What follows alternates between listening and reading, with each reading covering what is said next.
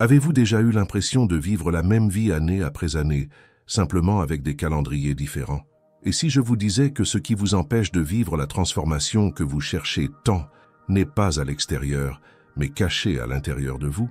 Il existe une partie de vous qui, jusqu'à aujourd'hui, a été réduite au silence, une voix qui murmure lorsque vous essayez de changer, qui vous empêche de faire le pas suivant. Et si vous découvriez que ce blocage a un nom, que la solution ne consiste pas à changer le monde, mais à oser regarder là où vous avez toujours évité de regarder. Aujourd'hui, je vais vous montrer pourquoi 2026 peut réellement être l'année la plus heureuse de votre vie, à condition que vous soyez prêt à vous retrouver tel que vous êtes vraiment. Ce que vous allez entendre maintenant peut changer la manière dont vous percevez votre histoire, vos douleurs et votre destin. Mais avant, répondez-moi honnêtement, êtes-vous vraiment prêt à cesser de vous mentir? Il existe une espérance silencieuse qui nous accompagne toujours lorsque débute une nouvelle année. Elle n'est pas exprimée à voix haute, mais elle est bien là. Le désir que peu à peu la vie s'apaise, que tout devienne plus léger.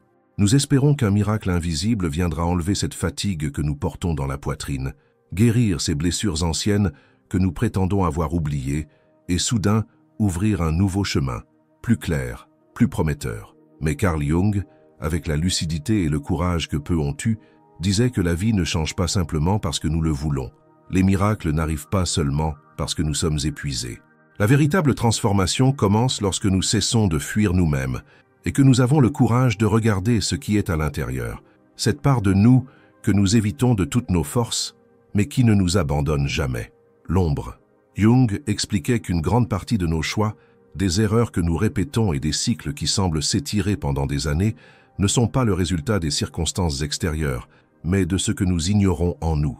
Et le nom que nous donnons à cela avec un certain soulagement, c'est le destin. Mais ce n'est pas le destin. C'est l'inconscient qui répète la même leçon que nous n'avons jamais eu le courage d'affronter. Il est donc important de le dire clairement.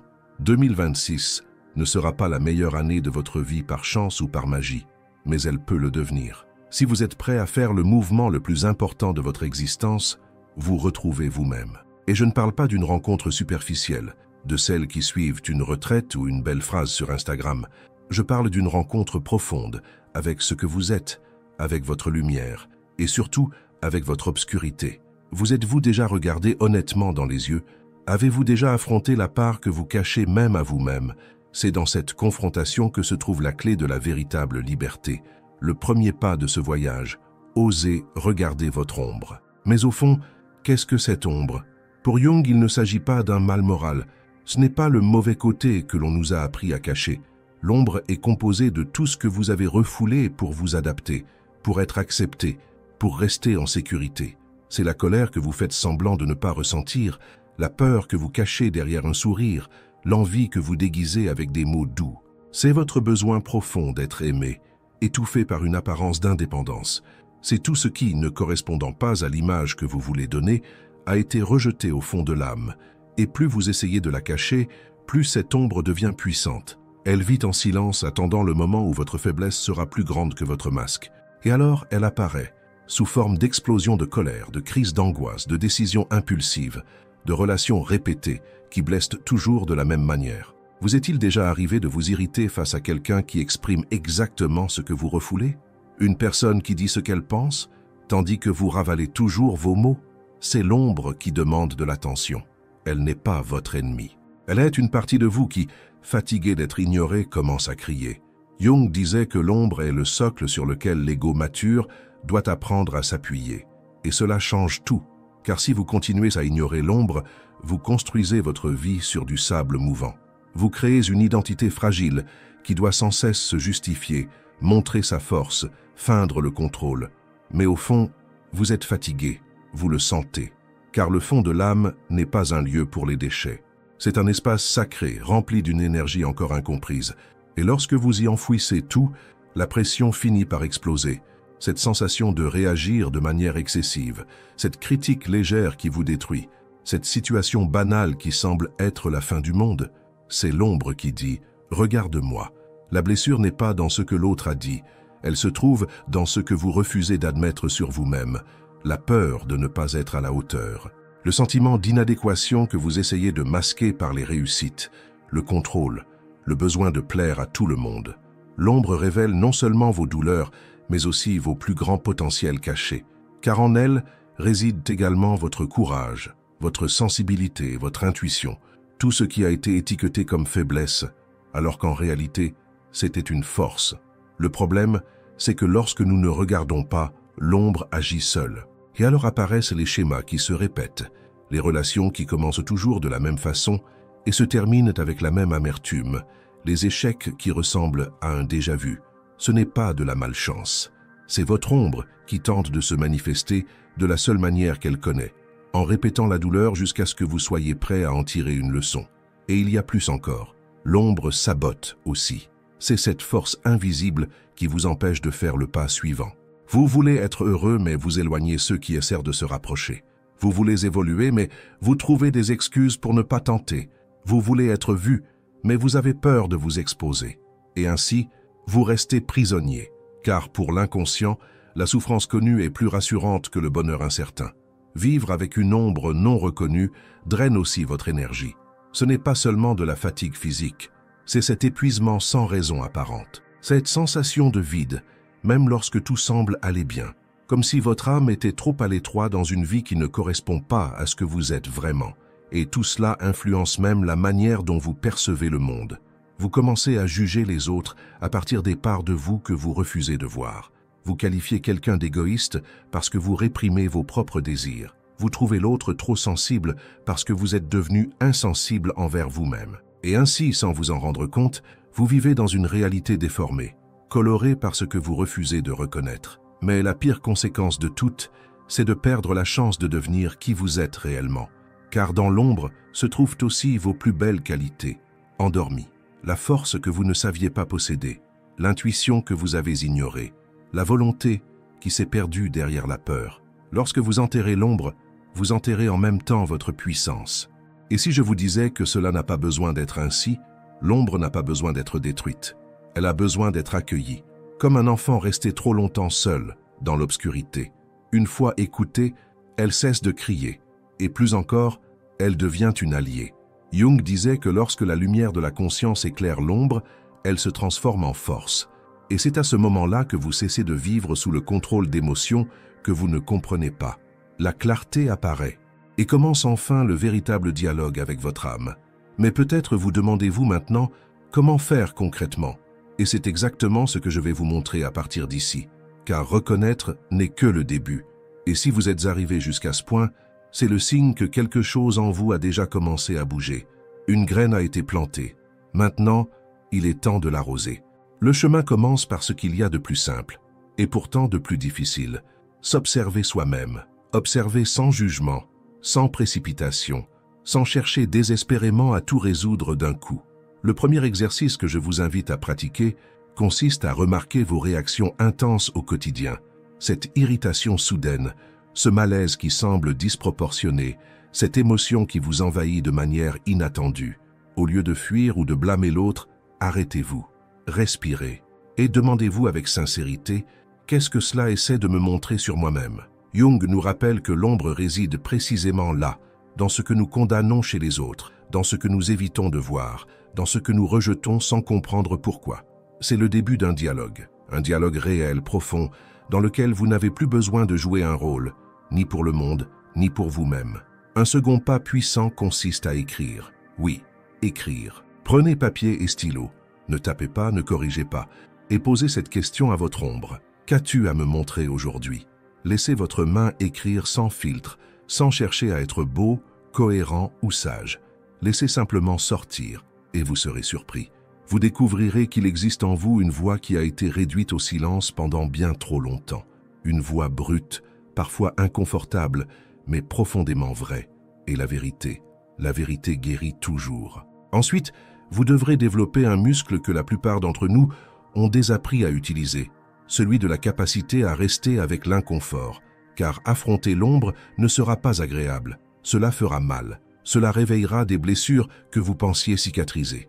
Mais cet inconfort est le signe que quelque chose de réel est en train de se produire, que ce n'est plus superficiel, que vous allez enfin à la rencontre de vous-même. Autorisez-vous à ressentir, respirez, ne fuyez pas. L'ombre se transforme lorsqu'elle est regardée, pas lorsqu'elle est évitée. Et pour celles et ceux qui ressentent le courage d'aller encore plus loin, il existe une technique que Jung considérait comme un pont sacré entre le conscient et l'inconscient. L'imagination active. Ce n'est pas une fantaisie, c'est un espace d'écoute. Asseyez-vous en silence, respirez profondément et laissez votre esprit entrer dans un état de calme, semblable à celui qui précède le sommeil. Puis invitez votre ombre à se manifester. Elle peut apparaître sous forme d'images floues, de sensations corporelles ou de figures symboliques. Ne contrôlez rien. Posez simplement la question « Qui es-tu? Que veux-tu me montrer ?» Et écoutez. La réponse ne viendra peut-être pas sous forme de mots, mais elle viendra. Et voici le point le plus important. Vous devez créer dans votre vie un espace pour ce type de dialogue. Cela peut être un coin de votre maison, un carnet de réflexion, ou simplement 10 minutes le matin ou le soir où vous vous connectez à votre vérité. Car l'ombre n'apparaît pas dans le bruit, elle apparaît dans le silence. Lorsque vous avez le courage d'écouter ce que vous avez ignoré trop longtemps, ce processus ne vous rendra pas sombre, il vous rendra entier. Car lorsque vous cessez de fuir votre douleur, vous commencez à accéder à ce qu'il y a de plus vivant en vous. Et alors, vous ne vivez plus comme une copie de vous-même, cherchant à plaire à tout le monde. Vous commencez à vivre avec profondeur, avec présence, avec vérité. À partir de là, quelque chose change, et pas seulement en vous, mais dans tout ce que vous touchez, vos relations, vos choix, votre énergie, votre manière d'être au monde. Car ce qui était autrefois un champ de bataille intérieure devient peu à peu une terre fertile. Et lorsque cela se produit, les changements qui semblaient impossibles commencent à se faire sans effort. La clarté s'installe, l'intuition se renforce, la paix s'approche. Et c'est précisément pour cela que ce chemin doit continuer. Car la prochaine étape consiste à sortir de la prison de la persona, du masque que vous avez créé pour survivre, mais qui aujourd'hui étouffe votre âme. Et je veux marcher avec vous sur ce prochain tronçon. Parce que reconnaître l'ombre n'est que le commencement. La véritable liberté arrive lorsque vous reconnaissez aussi la lumière que vous avez cachée à vous-même. Si ce contenu a touché quelque chose en vous, si vous avez senti que certaines vérités, longtemps endormies, commencent à s'éveiller, je vous demande une chose. Abonnez-vous à la chaîne, aimez cette vidéo pour qu'elle puisse toucher davantage de personnes et laissez en commentaire une affirmation positive qui représente ce moment de votre parcours. Par exemple, je choisis de me retrouver moi-même en 2026. Ce n'est pas seulement un commentaire, c'est un engagement envers votre âme. Et maintenant, continuons. Lorsque vous commencez à retirer le masque que vous avez porté pendant des années, quelque chose d'étrange se produit. Un vide apparaît, et il fait peur. Car aussi inconfortable qu'ait été la vie derrière cette persona, elle offrait malgré tout une structure, un scénario, une manière de faire face au monde. Sans elle, vous vous sentez nu, exposé, sans savoir où poser le pied. Et c'est précisément là que la transformation commence. Car ce vide n'est pas une absence. C'est un espace sacré où, pour la première fois, vous pouvez choisir de construire une vie qui a du sens pour vous. Non pour les autres, non pour plaire, non pour vous protéger, mais pour honorer ce que vous êtes réellement. C'est la transition la plus délicate du chemin. Vous portez encore les échos anciens, la tentation de dire oui quand vous voulez dire non, de sourire pour éviter les conflits, de paraître fort alors qu'au fond, vous vous sentez petit. Mais maintenant vous savez, maintenant vous ressentez. Chaque fois que vous vous mentez à vous-même, votre corps parle, votre esprit s'alourdit, votre âme envoie des signaux, car une fois que la vérité intérieure commence à s'éveiller, elle ne se rendort plus. Et tout ce qui était autrefois supportable devient insoutenable. C'est à ce moment-là qu'apparaît une nouvelle invitation, construire des limites, non pour éloigner le monde, mais pour préserver ce qui commence enfin à fleurir en vous. Poser des limites n'est pas de l'égoïsme, c'est de l'amour de soi. C'est vous qui dites « Maintenant, je m'écoute ». Et peut-être pour la première fois, vous réalisez que vous en avez le droit de ne pas porter le poids de tout le monde, le droit de vous reposer, le droit d'être vrai, le droit de simplement être. Les limites commencent modestement. Un « non » dit avec calme, un temps de pause que vous vous accordez, une demande d'aide que vous n'avez jamais osé formuler. Et à chaque pas, vous récupérez une part de vous-même, car chaque limite est comme une porte que vous fermez à l'excès des autres et que vous ouvrez à l'essentiel en vous. Mais il y a quelque chose d'encore plus profond. Lorsque vous avez vécu si longtemps en essayant de plaire, vous avez perdu le contact avec votre propre voix, et il est temps de la retrouver. faire taire le bruit des attentes extérieures pour écouter la mélodie intérieure, celle que vous n'avez peut-être pas entendue depuis des décennies. Retrouver votre essence passe par le fait de recommencer à faire ce qui vous fait du bien, même si personne ne le voit, même si cela ne sert à rien de pratique, même si cela ne vous apporte aucune reconnaissance. Une promenade en solitaire, un café savouré lentement, une création artistique faite uniquement pour le plaisir, une matinée sans hâte, un carnet dans lequel vous écrivez sans peur. C'est dans ces petits rituels d'authenticité que votre âme se recompose morceau par morceau. Car vivre dans la vérité ne demande pas de grands gestes, cela demande de la constance, de l'attention, de petites décisions qui, répétées jour après jour, construisent toute une vie qui porte enfin votre visage, votre empreinte, votre rythme. Et c'est dans cet état d'écoute intérieure qu'une autre porte s'ouvre, celle de l'intuition. La voix la plus sage, la plus ancienne et la plus ignorée que vous possédez. L'intuition ne crie pas, elle chuchote. Et pour l'entendre, il faut ralentir.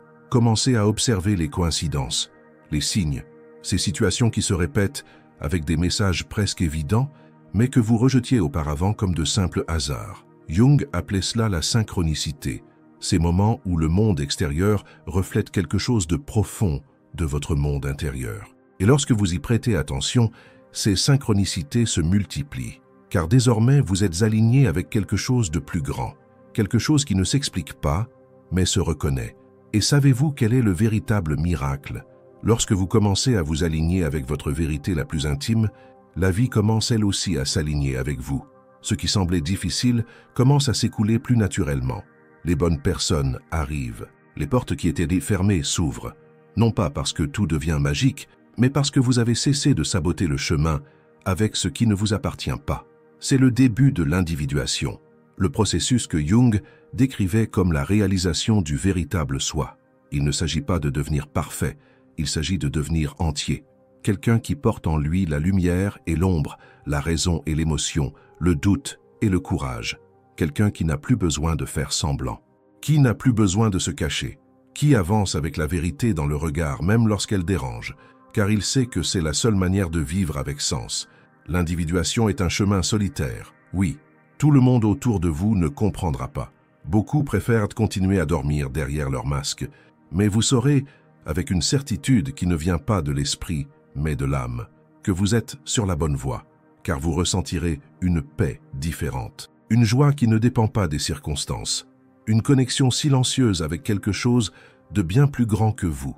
Ce chemin n'a pas de fin, et il n'a pas besoin d'en avoir, car il ne s'agit pas d'arriver quelque part. Il s'agit de vivre avec présence, avec authenticité, avec intégrité.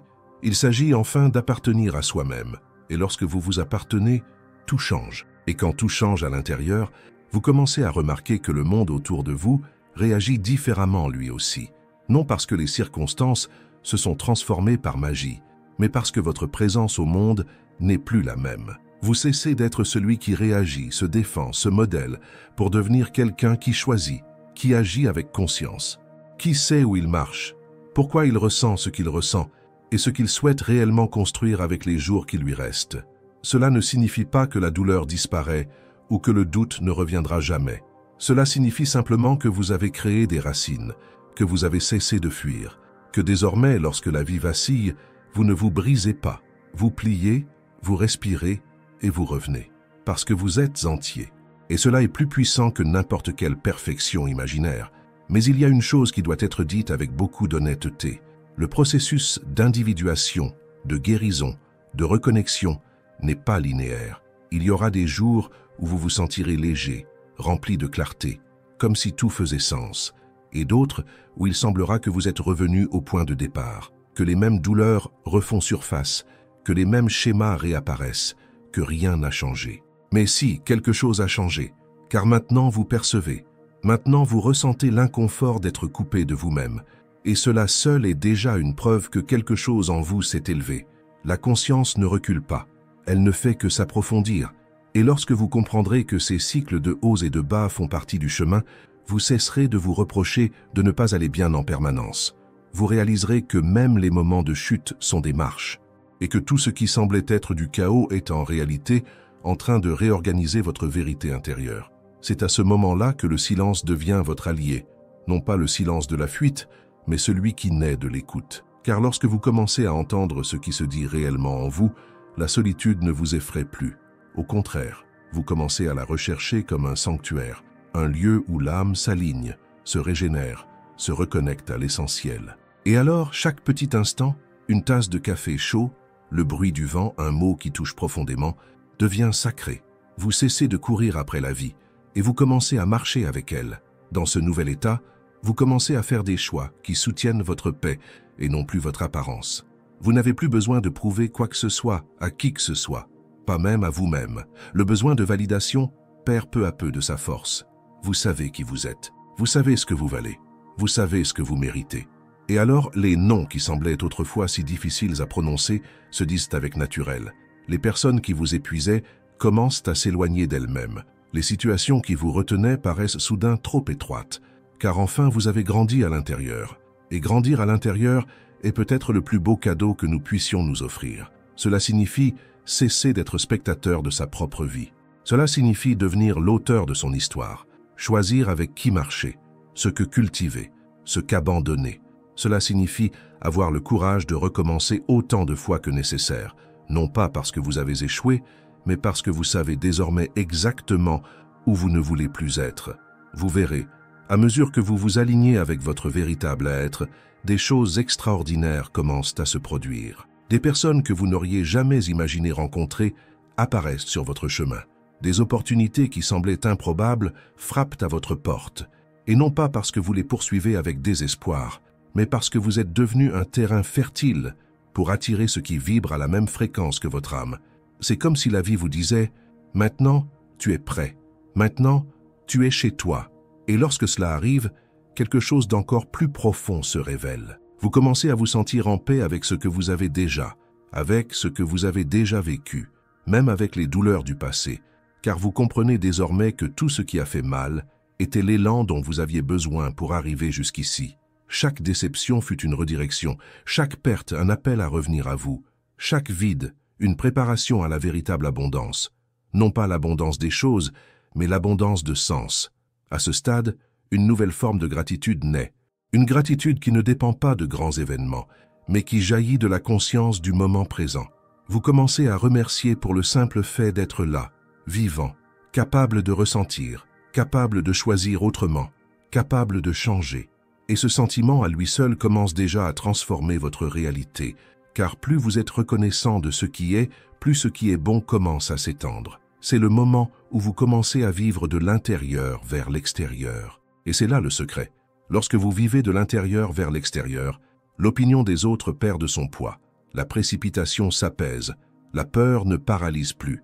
Vous apprenez à faire confiance, non pas au hasard, non pas aux promesses du monde, mais à vous-même, à votre rythme, à votre vérité, au mouvement silencieux de la vie qui vous a toujours guidé, même lorsque vous ne le voyiez pas. Et alors, 2026 peut véritablement devenir l'année la plus heureuse de votre vie. Non pas parce que tout à l'extérieur va se mettre en place, mais parce que vous vous êtes enfin ajusté à l'intérieur. Vous vous êtes reconnecté à votre essence, à votre raison d'être, à votre voix intérieure. Et lorsque cela se produit, ce qui vient de l'extérieur n'est plus qu'un reflet. La vie cesse d'être une lutte et devient une danse. Un mouvement continu entre ce que vous ressentez, ce que vous choisissez et ce que vous manifestez. Vous comprendrez que le bonheur, au fond, n'est pas un état permanent d'euphorie. C'est un alignement, une cohérence, une douceur qui vous accompagne même dans les jours difficiles. C'est savoir que vous êtes exactement là où vous devez être, en train de faire ce que vous avez à faire, en étant celui ou celle que vous êtes né pour être. Et c'est pour cela que, si vous êtes arrivé jusqu'ici, sachez-le, le voyage le plus important de votre vie a déjà commencé. Et il n'exige ni précipitation ni perfection, ni réponse toute faite. Il exige une seule chose, la présence, le courage de continuer, même lorsque c'est difficile, et la volonté de revenir à soi autant de fois que nécessaire. En poursuivant ce chemin de retour à vous-même, vous commencez à comprendre que les réponses que vous cherchiez à l'extérieur étaient silencieusement gardées en vous depuis toujours. À chaque pas fait en conscience, à chaque choix posé avec vérité, à chaque limite établie avec amour, une nouvelle couche de clarté se dévoile. Et même si les défis ne disparaissent pas, quelque chose d'essentiel change. Vous cessez de vous abandonner, de vous trahir, de vous adapter à une vie qui n'a jamais été vraiment la vôtre. c'est alors que votre foi se renforce. Non pas une foi aveugle qui attend qu'un secours extérieur vienne vous sauver, mais une foi véritable, née du sentiment profond qu'il existe quelque chose de plus grand qui guide chaque instant et que désormais, vous êtes aligné avec ce flux. Vous n'avez plus besoin de forcer, plus besoin de courir après ce qui ne vous appartient pas. Vous devenez simplement ce que vous êtes venu être, et la vie s'occupe du reste. Vous commencez à attirer des situations plus légères, des relations plus vraies, des chemins plus clairs. Et même lorsque quelque chose semble difficile, vous y faites face avec une sérénité que vous n'aviez pas auparavant, parce que vous savez désormais que vous n'agissez plus contre vous-même. Et lorsque vous marchez aux côtés de votre âme, même la souffrance a un sens, même l'erreur devient apprentissage, même l'attente prend une signification. Et tout ce qui paraissait autrefois lointain, la prospérité, l'amour, la paix, la direction, commence à se rapprocher. Non pas comme une promesse creuse, mais comme la conséquence naturelle d'une vie vécue avec intégrité. Car au fond, prospérer ne signifie pas seulement avoir plus.